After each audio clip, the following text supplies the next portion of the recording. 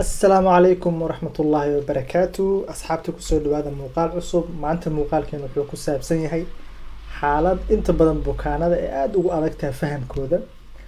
xaaladaas waa qofka inuu dhahay meel fogna wax waa ka arkaa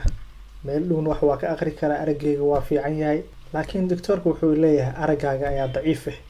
xaaladaas ayaan rabnaa maanta muuqaalkeena inaan ku faahfaahino waxay tahay xaaladaas iyo sababta dhakhtarkaaga adigoo araggan fog uu ku fiican yahay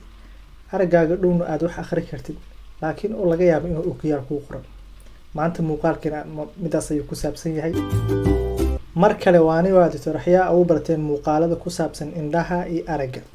xaaladda maanta muuqaalkan arab inaan kaga hadalno ayaa inta badan bukaanada fahamkoodu aad ugu adkaato xitaa ka dhakhtar indhaha markaan qofka xataa cabiro oo rabo inaan u sharaxo xitaa waxaan ka dareemaa inuu qofku uu fahmeen laakiin klibka maanta ayaan iska duubay si bal inaa wax yar uun aad ka fahantaan xaaladan ayaa inta badan qofka markuu qabo wuxuu dareemaa madax xanuun sidoo kale markuu wax akhrinayo akhriskii ku adkaato oo markuu wax yar akhriyo madaxa la xanuunayo xaaladaas waa calaamadaha uu leeyahay xaaladan laakiin markuu dhakhtar ku imaado ayaa laga yaabaa in xaaladiisa si fudud loo saxo xaaladaas ayaa magaceeda idin sheegaya waxaa leedahay astigmatism laga yaabo inuu dhakhtarka kuu sheegay in magacaas xaaladda aad qabto inuu magacaas uu leeyahay xaaladan la yiraahdo astigmatism ayaa keento in isheena meesha ay ka tahay sida limbabeelmihii oo kale ay noqoto sidii ukuntii oo kale talo maxaa ula jeedaa xuubka sare isha ayaa markuu iftiinka ku dhaco dabcan wuxuu u gudbiyaa isha qaybtiisa dambe sidaas ayaana wax ku aragnaa laakiin qaabka u samaysan yahay xuubka sare isheena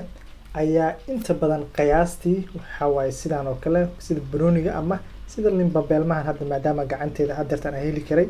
oo ah dhan walba inay isu mid yihiin iftiinka markuu ku dhaco dhan walba oo kaga dhaco hal qaab ayuu u gudbinayaa halka xaaladan dadka qabo ishooda inta badan ee noqonaysa sida ukuntii oo kale ukunta si fiican u fiiriya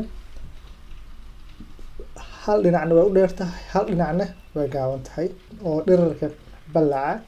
iyo dhererka istaaga ah way kala duwan yihiin arrintaas ayaana keeni karta xaaladan sidaa awgeed iftiinka markuu ku dhaco kale sida babeelmi markay isheena caadiga tahay dhan walbo maadaama dhan walba iska mid yihiin iftiinka si isla eg ayuu u gudbinayaa laakiin markay ukunta tahay kale maadaama ay kala dheer tahay markuu iftiinku ku dhaco laba leen oo kala dheer ayaa markaa qaab noocaas uu iftiinku u gudbinayaa oo qaybta dambe indhaha u gudbinayaa taas oo keeni karta sidii muraayad jabto kale iftiinka dhex baxay oo inaan wax u aragno marka qaar shucaac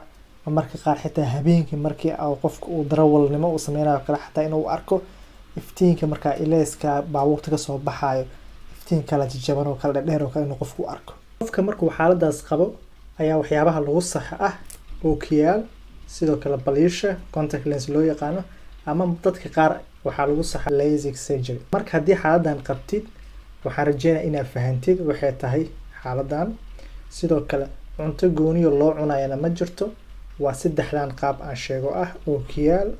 contact lens oo baliisha ah iyo LASIK surgery oo dadka qaar lagu sameyn karo haddii aad ka faa'iidaysato muuqaalkan like saar sidoo kale asxaabtaada la wadaag laga yaabo inay xaaladan si fiican u fahansaneen waxaan idin rajaa caafimaad iyo indho fiyow